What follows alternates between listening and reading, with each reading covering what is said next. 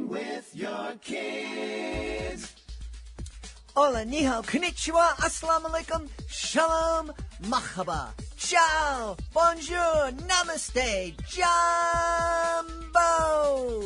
bienvenidos. Hi, my name is Jedley. Welcome to Reading with Your Kids. We are coming to you from the oh-so-beautiful neighborhood of Reedville in the southwest corner of Boston, Massachusetts.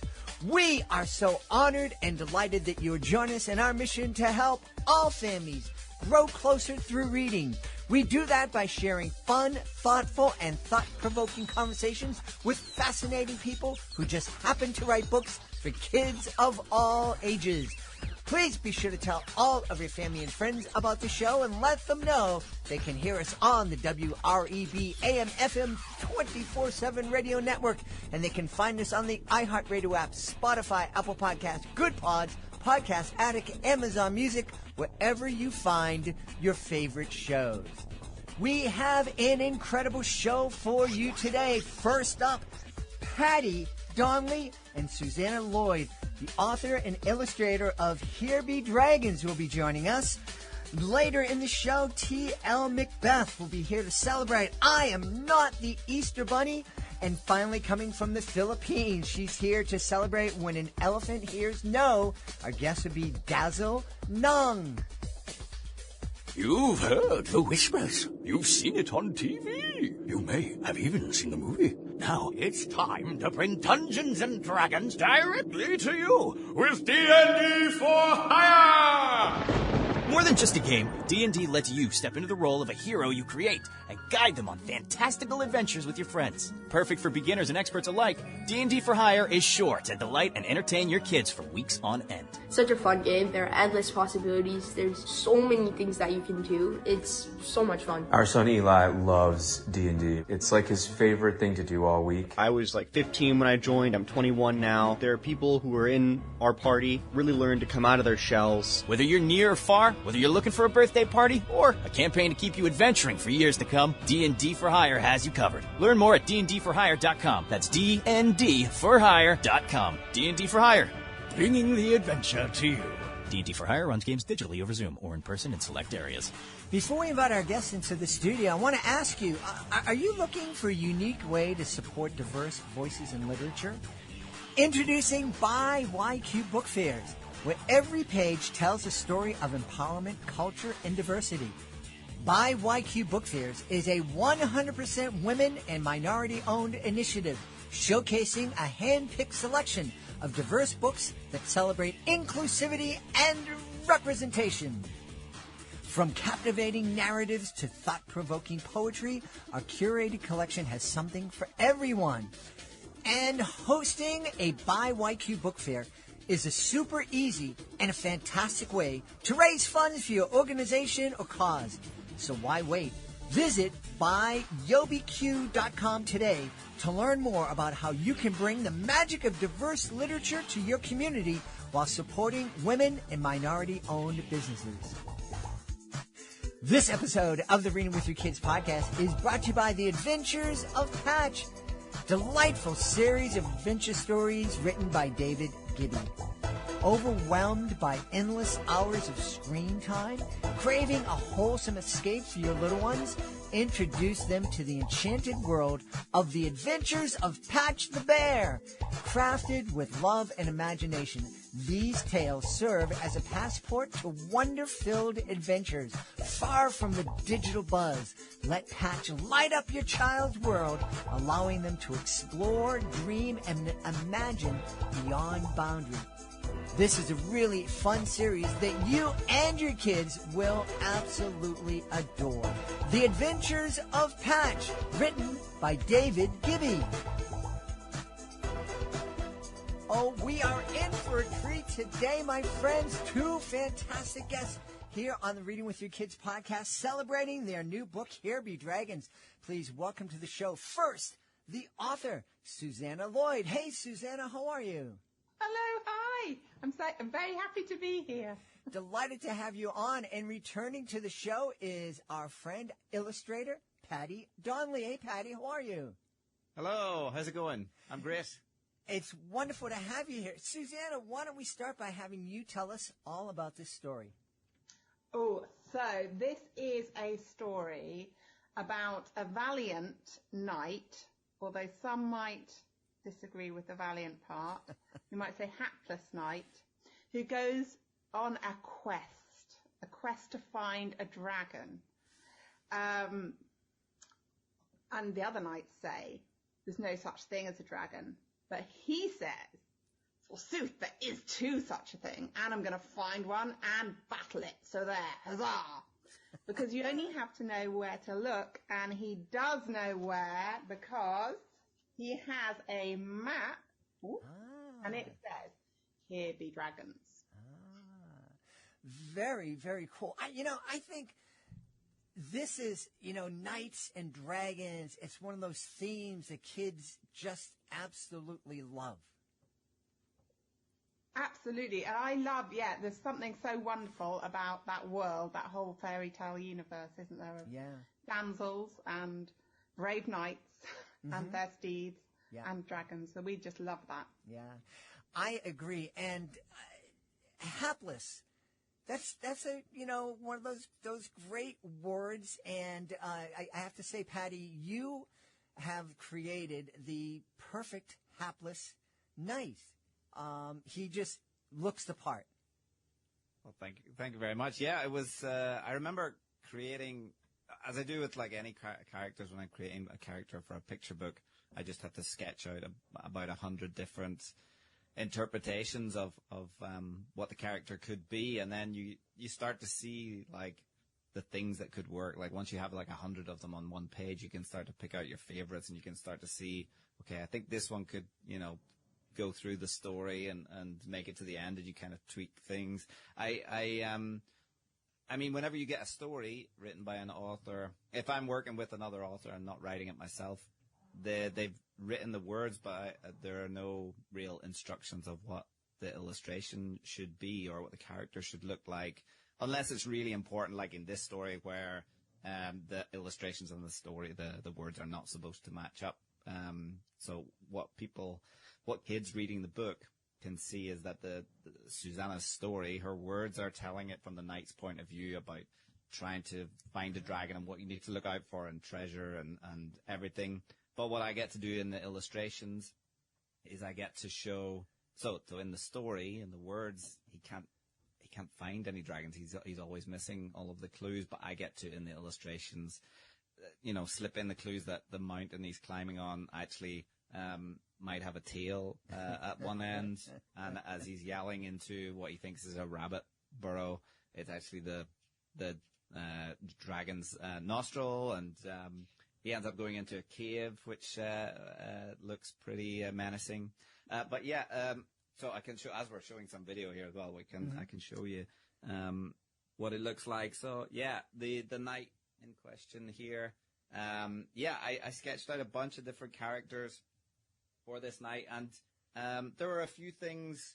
I had the idea that he should start off by, I felt he was a kind of like wannabe knight, like he wanted to be a big brave knight going on all of these quests, but didn't really have the experience for it. And we started off the book in a shop, like a ye olde shop for dragon slaying, and it's filled with lots of hilarious items that you can buy, like fairy dust and goblin remover and all sorts of things in there. But I imagined that he would go in there and buy like the biggest suit of armor that was too big for him, and buy a sword and everything, and he would have this big mustache that he cared about so much and would be twirling and stuff. So that's kind of, all of those things kind of contributed to what he looks like. So yeah, you have to, it all starts from the story, from the author's words, and then you have to, you have your own interpretation of it as the illustrator, but you try out a bunch of different things to see what works. Yeah. So cool. Susanna, I imagine it must have been a little difficult to write this story from the knight's point of view, and I'm brave and I'm this, but in the back of your mind, knowing that,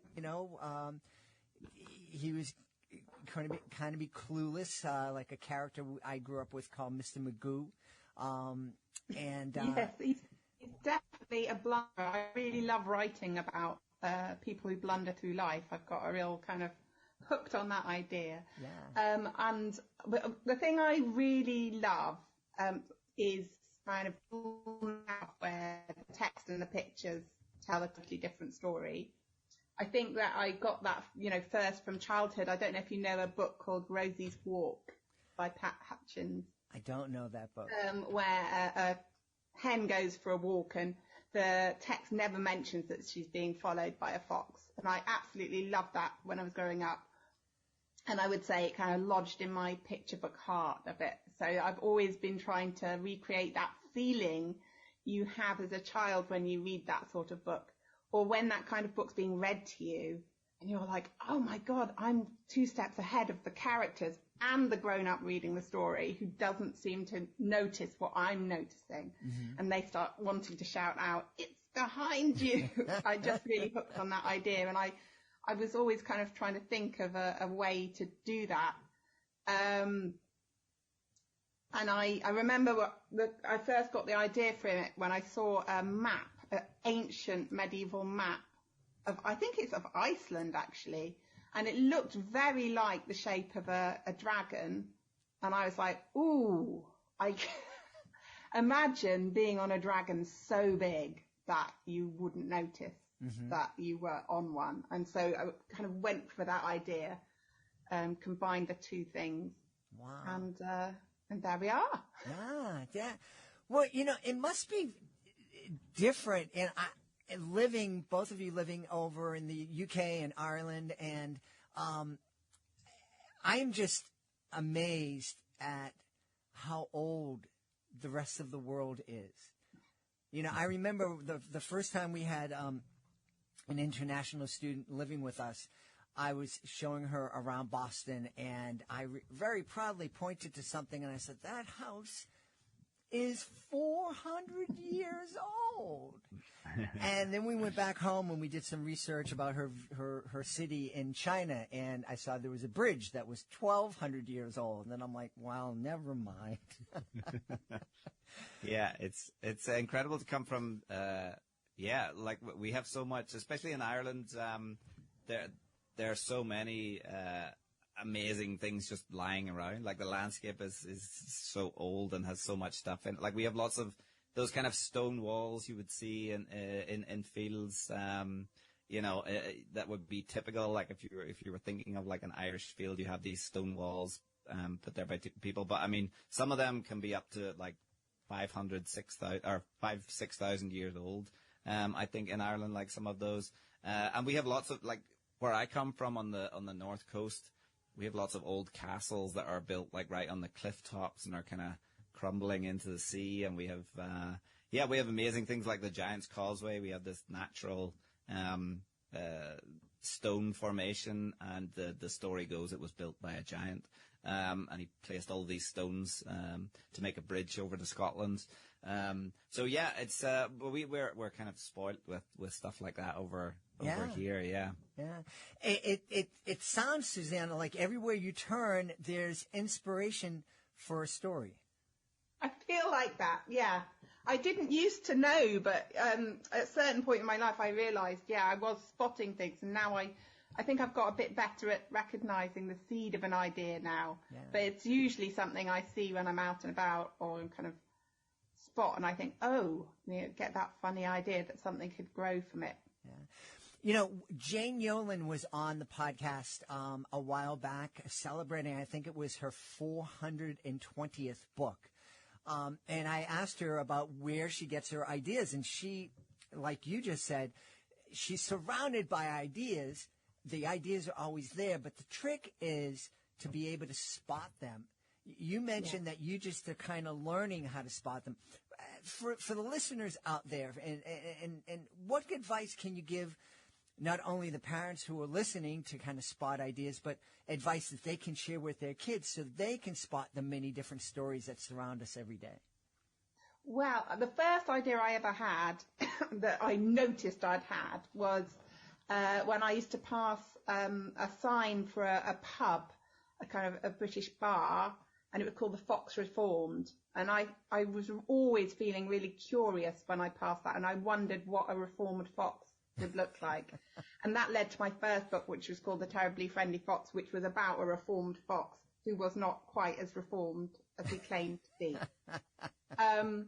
I would say if you notice anything that starts to make you laugh or feel curious or wonder, you have to write that down. That's my main advice. So I now keep a tiny notebook in my bag.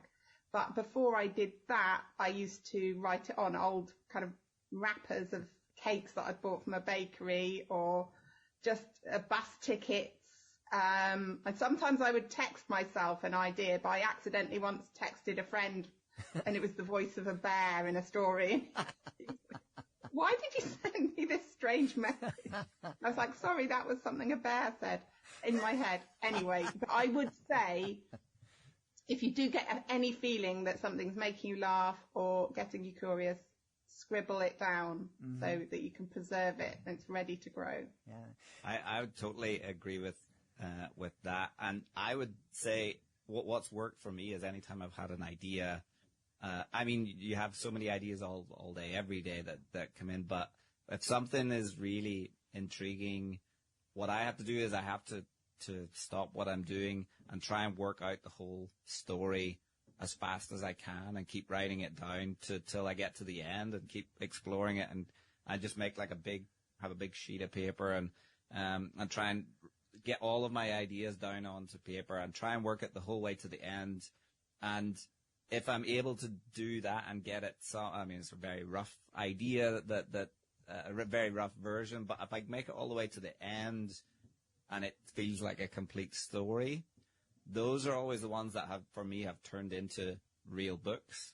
But if I have an idea and I just kind of, play with it in the back of my head, I don't write it down and don't work it out the whole way, but just kind of think about it, I find those things after like 2 to 3 days, they just kind of dissolve and disappear and don't go anywhere. But if I jump on that like initial enthusiasm and the interesting idea and try and follow it, I think your brain's just in this kind of in the zone or whatever in that moment where you get the idea. And so if you can, jump on it and try and get to the finish line, for me, it's always worked out. So the books I've had, the ones that I've written that have ended up as books, I wrote them all, the first version, like within like a couple of hours or something, because like it just had this kind of, like the very, very first version. Obviously there's a lot of editing, but like I figured out, what the ending would be and like kind of what the kind of overall arc of the story would be, really quickly. Wow. And you end up with problems that you have to figure out, and sometimes you like to change things, of course, but I've got plenty of other ideas that never went anywhere because I didn't write them down, or work it out. So that's what I would say. Yeah. Try and just figure out the way to the ending. Yeah. Fascinating. Yeah. Isn't it neat how different people's processing works? One person loves to get an idea, but just sit on it and let it percolate. And then Patty's telling us, I have to be able to get from A to B to C and work that out. And then I go back and work on it and develop it. But, neat. I would say I'm more of a slow percolator. I daydream a lot, and I would say I probably do most of my writing away from my desk, like when I'm walking around or just pottering about, and that's when I'd have a daydream, and that's when it would develop, and I'd start to hear the characters in my head a lot. And a lot of my writing it feels a little bit more like eavesdropping on a character than writing, if that makes sense. I start hearing them wittering away in my head.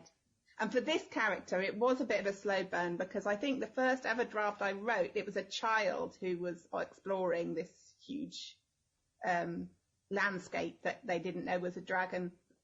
And I think my agent said, isn't a knight better suited to looking for dragons? And I was like, oh yeah, you're quite right. And as soon as he said that, I just found a voice that I really loved, because I decided I would keep all the childish things I'd put in, the sort of churlish stuff like, well, I'll show them and we'll see about that sort of attitude that he had, and added a large sprinkling of medievalisms on top. So all the forsooths and the perchances and wherefore arts, all mixed together. And I was just really pleased with the combination. That's neat. Was it fun? Because a lot of times when we think of knights and that time, everything is very elegant and proper, and knights are brave, and you never question their courage because they're going to battle. And here you have your hapless knight who's kind of stumbles and bumbles around. Was it kind of fun, kind of breaking down that old stereotype? Very much for me. And for me, my heart is very much with a character we haven't mentioned, who is the damsel, who has to experience many adversities, as does his poor horse. Many adversities in this book. She gets tied to a rock by the dragon, and then she has to experience an onslaught of what we call medieval mansplaining from the knight before she is finally able to be released and to spring into action. And she's really formidable and fearless.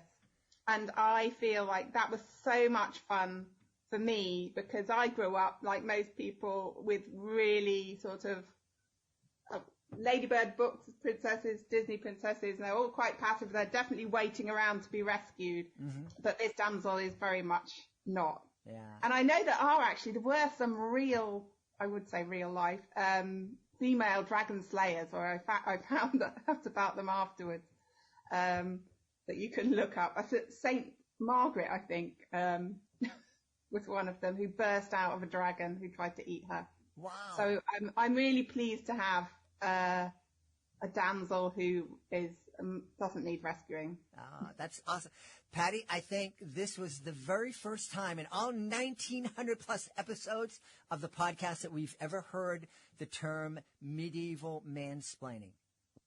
Yeah, I love it. It's I loved reading the first draft of the story, and I thought this character was hilarious, the knight, and immediately you can tell, as an illustrator, you can tell it's going to be a book you want to work on when you get the manuscript and you're reading it, and already you're thinking about how you would draw certain things, and you're like making notes, and you're not even like I'm already making notes and not really like just reading it in one go. I'm already thinking about what I would do. So that's how you know it's going to be a good one. But yeah, this knight was a hilarious character, and he also has this horse who can see all of the stuff going on around him, that they're climbing up on the back of a dragon, and they're entering his mouth and all sorts of things. So the horse can see what's going on, because the horse is kind of the reader, he can see what's happening in the pictures.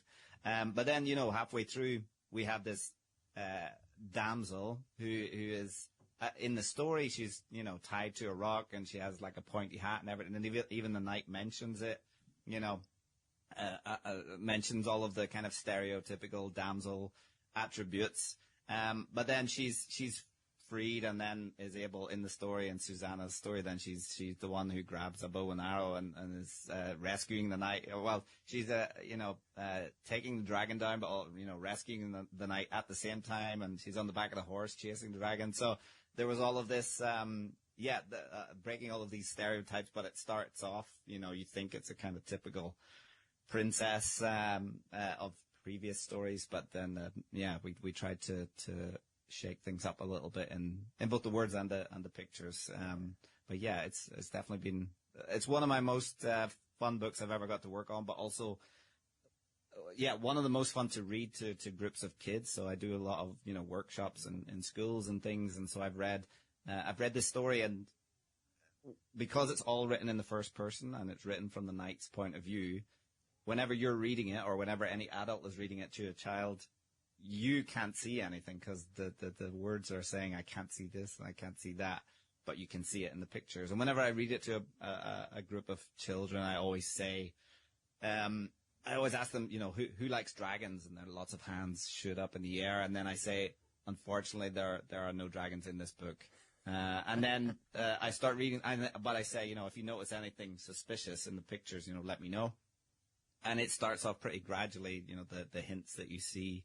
And then it becomes quite obvious. So like halfway through the book, I've read this book to like one group of like 100 children in one big hall.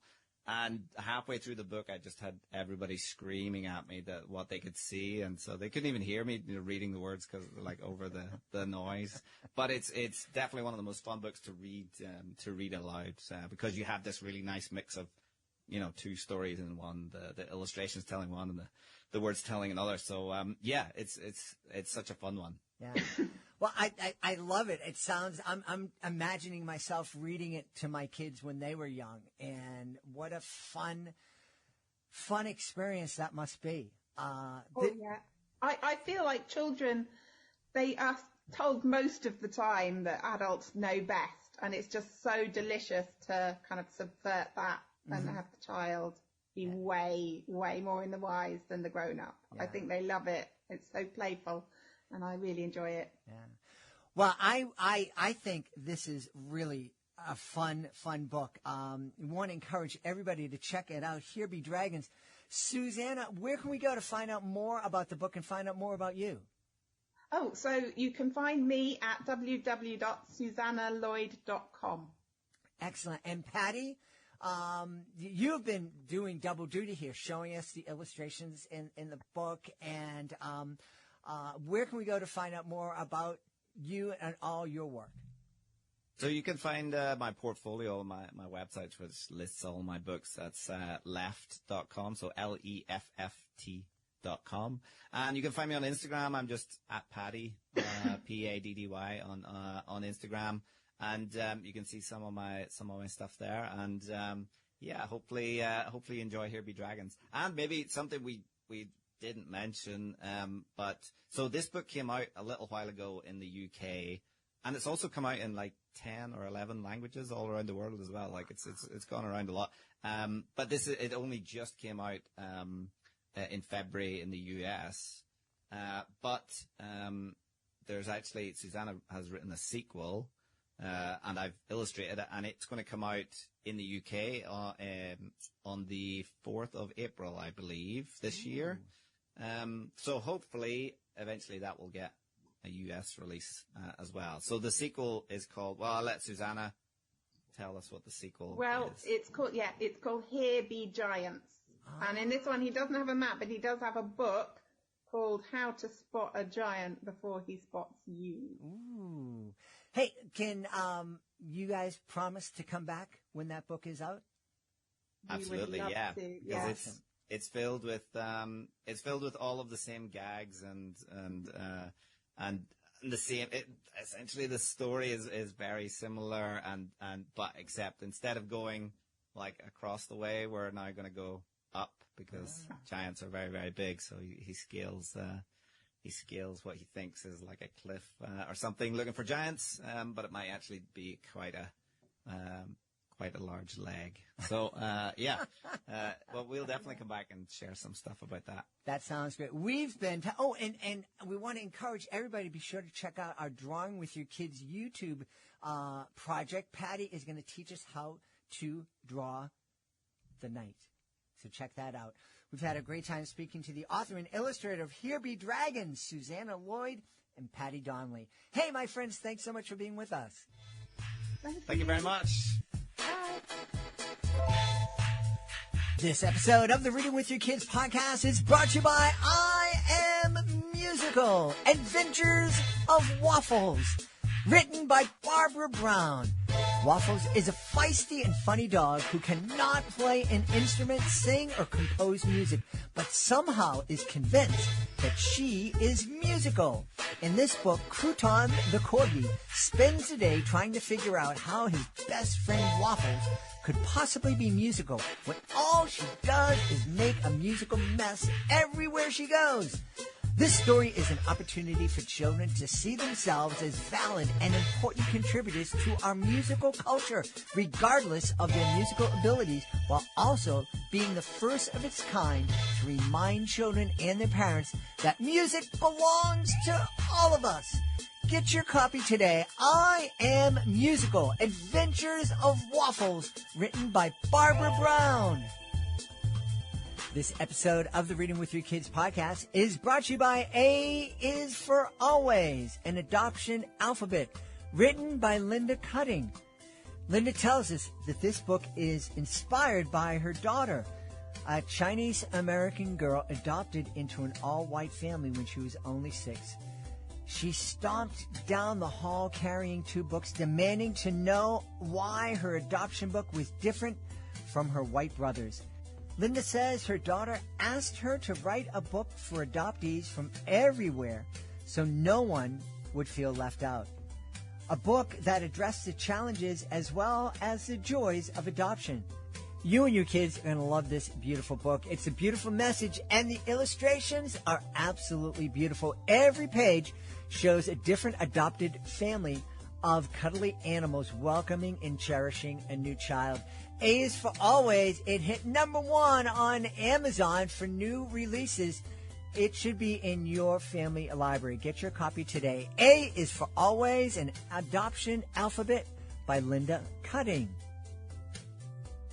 Join us right now from the great state of Indiana. Our guest is here today to celebrate his brand new picture book. It's called I Am Not the Easter Bunny. Please welcome to the show the author and illustrator, T.L. Macbeth. Hey, Trenton, how are you? Doing very well, Jed. Thank you so much for having me. I'm super excited to have you on to talk about this bunny who is adamant that he is not who we think he is. I mean, that's true. The book is about a regular old white fluffy bunny. He's got a vest and a bow tie and a big basket full of painted eggs and candy, but it's not what you think. He's just a regular old bunny. And the book is also about a pesky narrator who believes otherwise. I got to ask, where the inspiration for this book come from? Well, that's actually kind of a funny story. I always say that being an author and an illustrator is the best job in the world. And how do I know this? It's because whenever I tell someone what I do, they want my job. Everyone, has a great idea for a picture book. Friends, family, my parents, even my plumber has pitched me an idea for a picture book. And that's not hyperbole. That actually happened. And I love this about my job. It makes me really excited to see other people excited about kids' books. Mm-hmm. Though the worst offender, if there could be an offender, is my mother. She always has a great idea for a picture book. And most of the time, the ideas maybe aren't for me. They're fine, they're great, but just they don't strike me as interesting. Mm-hmm. But there was this one time, and she'll never let me forget it, where she called with this idea. And it was just so silly that my brain just couldn't turn off. She said, what if the Easter Bunny was going around doing his everyday thing, and there was someone following him, and he was trying to convince them that he was not the Easter Bunny? And I just started, usually, again, I just let these ideas go. But as soon as I heard that, I started writing in my notebook and sketching, and the ideas just didn't stop. Thank you, Mom. Exactly. Now I gracefully listen to all of her ideas, graciously. We should always do that with our moms anyways. True, yes. Very true. So what comes now, the idea came first for this, but as you started pulling the story together and developing different scenes, what did you have to create first? Did you have to have the image of the Easter Bunny created and on paper before the rest of the story could take shape? Actually, no. I feel like I did a lot of sketches, and he kind of slowly took shape as the book went on. What I started with when I was writing and illustrating the book was actually just like a list of, well, what are all the things that the Easter Bunny does, or what are all of his attributes? And then what could he possibly say to deny or twist around that was just a regular thing that everyone has or does? And so making that list of, well, the Easter Bunny usually has a vest or a bow tie, and how would he pass that off as everyone wears clothes, and my grandma gave me this bow tie, so it's not a big deal, I love it. I love it. And I know kids would love it too. Kids just love that idea. I can just picture my son when he was 5 years old, yelling at the book going, no, that is the Easter Bunny. Look, you got a vest, you got a tie. Exactly, and I think it's really funny because there's a great dialogue between the narrator and the Easter Bunny, and the kids are in on the joke. They know what they know, and they see the evidence, and it piles up throughout the book until it almost becomes undeniable. But he always is just a little bit ahead of the curve. I think it's really fun as a read aloud too. Because the kids can read the narrator and the parents can read the Easter Bunny, and it becomes a really fun collaborative experience. Yeah.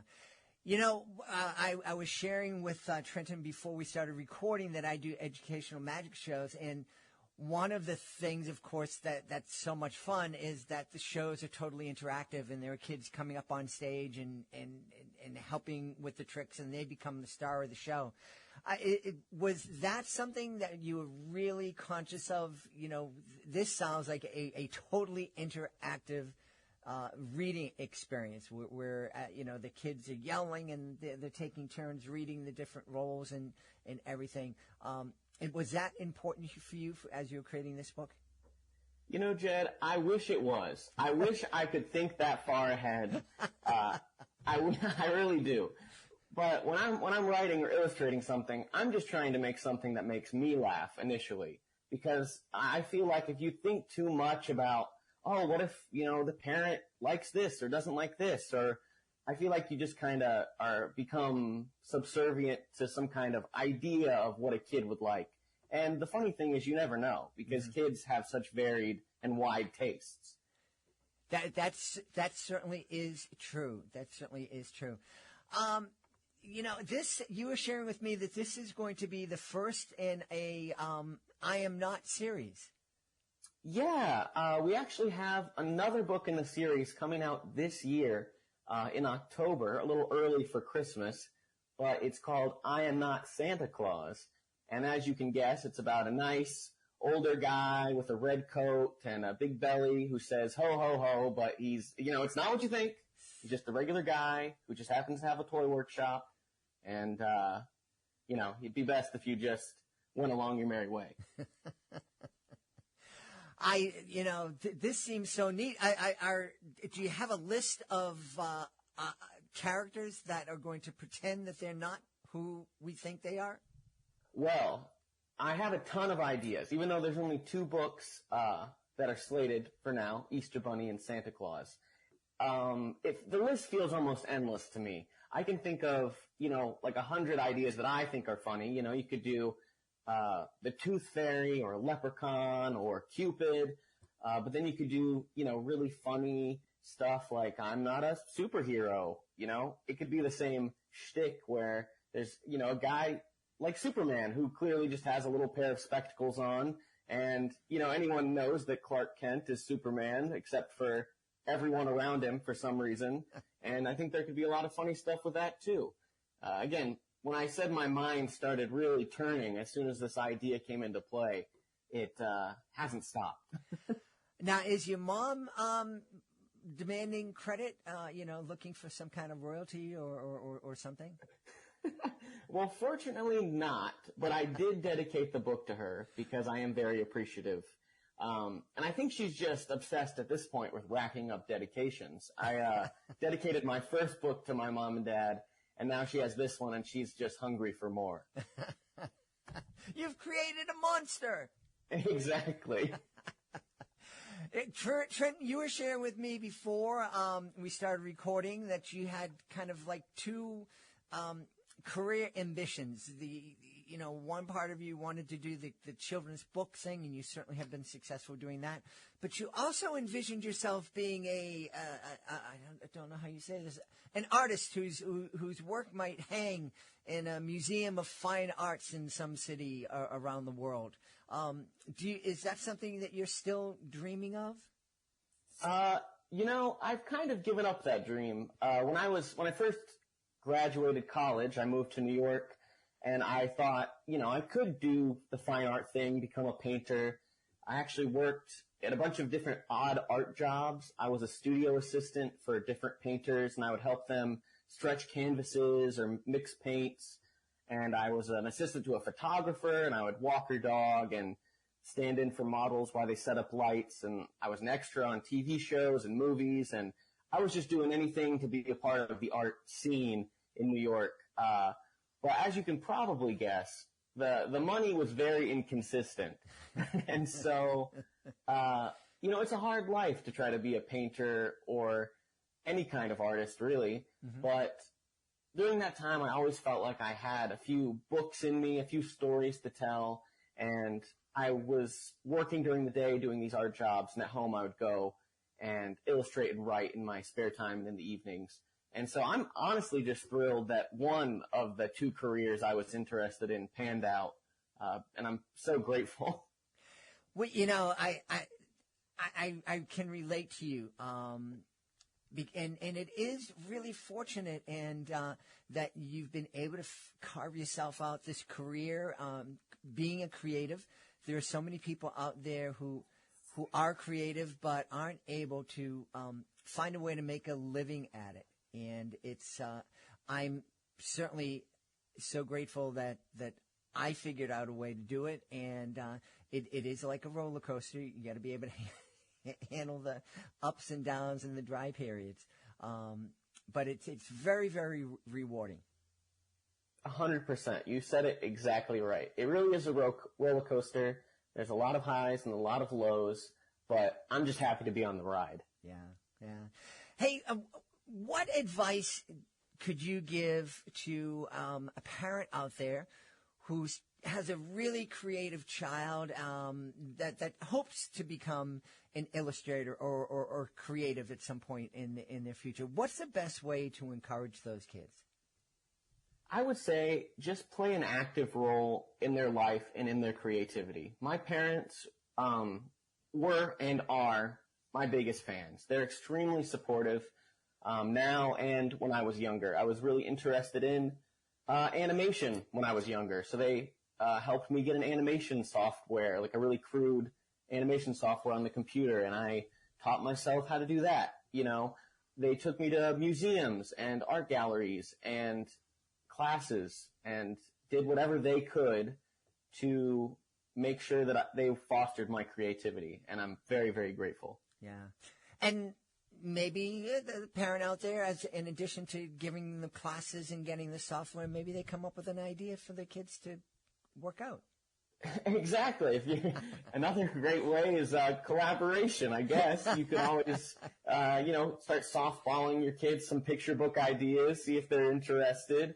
But yeah, kids, I think that an important thing to know is you don't really have to go to fancy classes or museums or, that kind of thing. I always say to be creative, you really just need a paper, some pencils, and some ideas.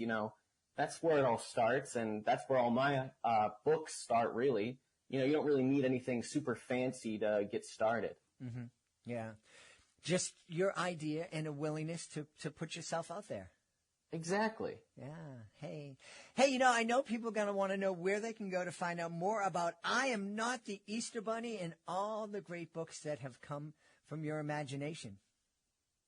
Well, they can visit me online at tlmacbeth.com, and I am on just about every social media platform. I am on YouTube, Shorts, Instagram, Pinterest, TikTok, and all of that can be found at tlmacbeth.com.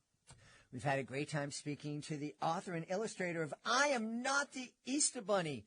Our guest has been T.L. Macbeth. Hey, Trenton, thanks so much for being with us. Thank you so much for having me. It was such a pleasure.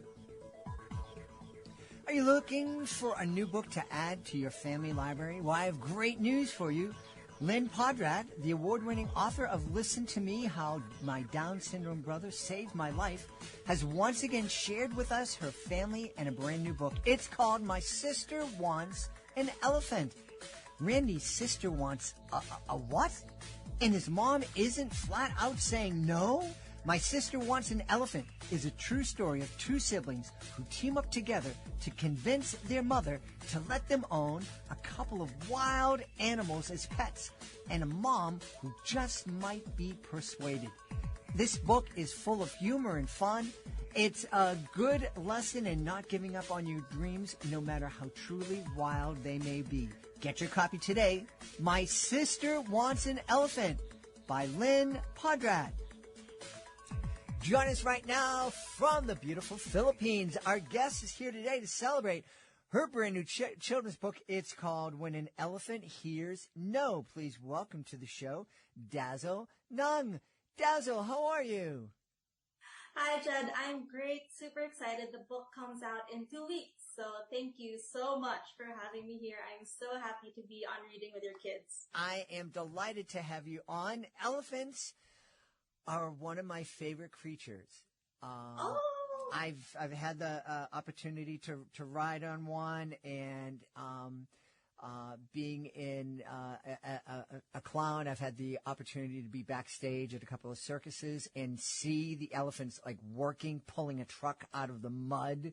It was the most incredible thing I've ever seen in my life, and I just think they're so cool and they're so majestic and they seem so intelligent. Those are the same words I have for them, majestic and intelligent, absolutely. But for this one, the one in this book, this is going to be an angry one. An angry? Little elephant is pretty angry. Well, that is one thing I never want to get an elephant. I never want to get an elephant angry. So tell us what makes this elephant so angry. Okay, so the title is When an Elephant Hears No, right? And we start with that. Little elephant gets a no right off the bat from mommy, and it involves ice cream. So that is a very tough, painful no. And, soon you have that stomping and steaming and that full-blown tantrum. And sometimes it is that, right? Like the things that for you as a grown-up, you think it's small, but for them, it's really huge.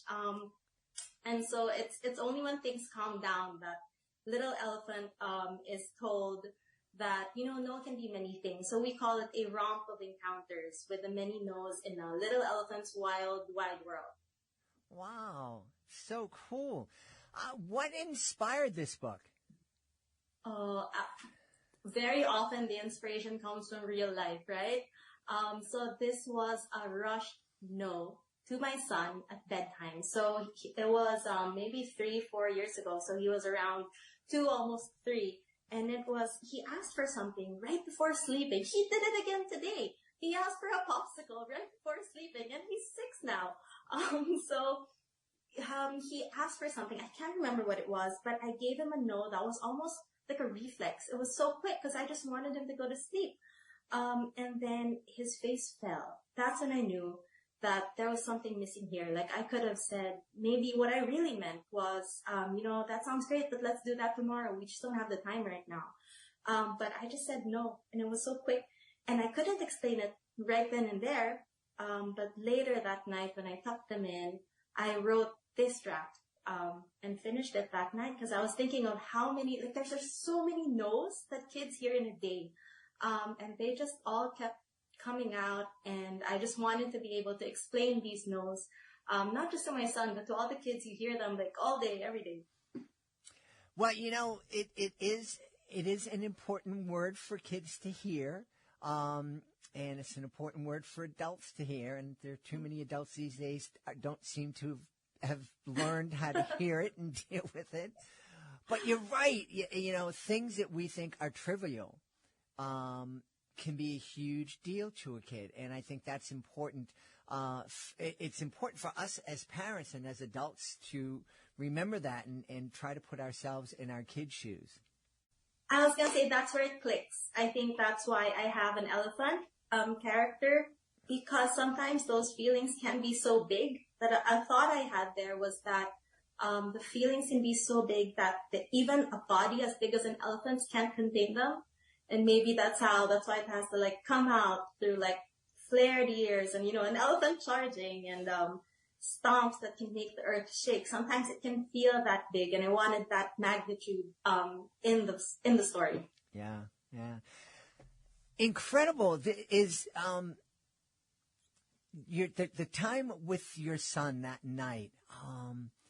How did it this kind of revelation that, oh, this is a really big deal to my son? How did that kind of hit you? Was it something that you all of a sudden felt like terribly guilty about, or it was just like, oh, I have an idea for a book? I felt confused. I think that was the big feeling there, because it was his face. Like, he had an expression that you could tell that he thought it would be okay. He thought I would say yes. It seemed like a simple request from him, but to me it was like an obvious no, because it's bedtime. But that's why this book really is kind of like a bridge. And a really cool thing that happened the first time I read this book to him, so this is 3 years at least after that particular bedtime, I read our first hardbound copy to him. And later in the day, I said another no, because we never stop saying no. And he said, "Oh, Mommy, is that a not now?" And I was like, he got the story, he got it, and it's really cool because this was written because of him, and he got it. That's very cool. Isn't it neat when your kids, you're trying to get a concept, teach them something, and they're just not getting it, and then one day it's like someone throws a light switch, and then it's there, and then you're, did it, nailed it. Nailed it. I'm a great parent. Well, I nailed that. I don't know if that makes me great yet, but we're on the road to that. Definitely, and we're always learning towards becoming better and becoming better versions. And that's what we hope to do, with all of these books that we write. Yeah. What were some of the kids' books that you read to your children that that you really fell in love with and that inspired you to become a writer yourself? So the one that my daughter asked us to read over and over again was Emily Gravette's The Odd Egg. And I thought that was just really cool. And it's, how picture books, you want it to be concise so that it's easy for the parent, and it also is very digestible for the child. So that's one of them. And it made very creative use of the pages, of the flaps. So that was cool. And another one that really sort of opened my eyes to this format was Britta Teckentrop's Don't Wake Up the Tiger. I got that in South Africa, actually, when I saw elephants. So that same trip, we went to the bookstore and we picked up that book. And it's really I never realized that there could be suspense, in a picture book, and it was breaking the fourth wall a lot. And previously, when I was a kid, it was only, there's a monster at the end of this book. For me, that was doing that. And then I realized, oh, you can do so many things now. And, we read it over and over and we still loved it. So, I still have our copy. It's worn, the edges are frayed, and yeah, so those two were pretty, influential for me. Wow. Tell me, we've done some, episodes on the show that talk about children's books from different parts of the world. We had a very, interesting series of episodes featuring writers from Latin America. And we kind of discovered that books written for that Latin American audience do differ from books written for the American audience, in that they're, I guess the authors were saying they're more realistic or heavier. They kind of get into, deeper subjects. What about children's books that are written for the kids in the Philippines and in Asia? Do you notice there's a big difference than the books that may be coming to you from the United States? There is. So that's why I published outside of the Philippines, because in the Philippines we do have local publishers, but they are very, you're right, they're very culturally heavy. A lot of them are, because it reflects life, right? Life here for many people is still very hard. But also something about the Filipino spirit is that we always find something to celebrate. There's always something that brings joy to your heart. So that always shines through in the books here. But the way they are written, because they are, a lot of the books here are actually bilingual. Because English is the medium of instruction in schools. But of course, everyone speaks the local language, Filipino. So that wasn't the way I write. So I wanted especially with books like this one, right? So, I don't think this would have been published here. So I looked outside, and thankfully, I got my agent. She's wonderful, Lisa Armstead of Storm Literary. And we got this out into the world. But I do hope that I do write some stories featuring Filipino characters and things about our culture. So hopefully that those go into like bookshelves someday. Yeah. What are you working on next? I know that you're still waiting anxiously for this book to hit the bookstores, but I know writers, they're always working on different projects and different ideas. Can you give us a sneak peek at what might be coming from you next? Well, surely. So I always joke with Lisa, since I mentioned her, that there should be a version of this that's called When an Author Hears No. Because, now that hears no, you run to the freezer and grab your ice cream and start shoveling it into your mouth. But that's not a real book unless there's clamor for it. But what is next is actually When a Rhino Has to Wait. So it's also with Estrella. So we are going to work on this book again. It's also with Page Street Kids. We are super excited because wait is, I think, the second most common word I say to my kids. So after no, it's going to be wait. And we are working on that. We're trying to get it just really polished.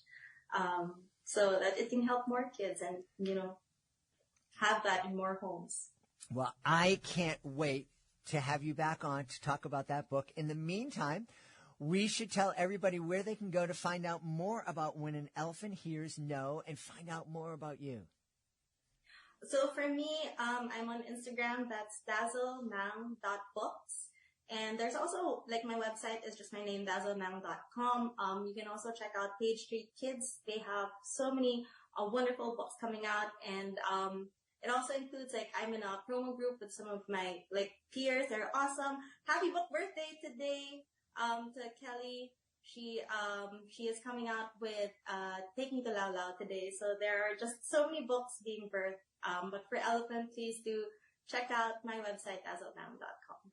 We've had a really fun time talking to the author of When an Elephant Hears No. Our guest has been Dazzle Ng. Dazzle, thanks so much for being with us. Thank you, Dad.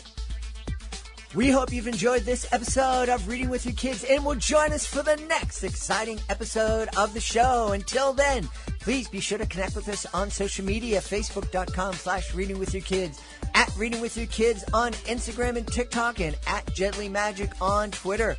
We would love for you to visit our website, readingwithyourkids.com. You can click on our blog, check out our certified Great Read Wall of Fame, and send us a message by using the contact button up at the top of the page. I want to thank the folks who made today's show so wonderful. Of course, I want to thank all of our amazing guests and sponsors. And I want to thank the members of my team: Fatima Khan, Rory Grady, Chris Doherty, Skylar Strauss, Nick Warner, Kyoko Ito, Kayla Newland, Kristen Barrett, Sydney Swan, Hannah Rose. I want to thank my beautiful wife for all of her support. And most of all, we all want to thank you. Thank you so much for taking the time to join us today. And as always, thank you so very much for taking the time to make the world a better place by reading with your kids. I'll be looking for you in the next edition of the Reading with Your Kids podcast.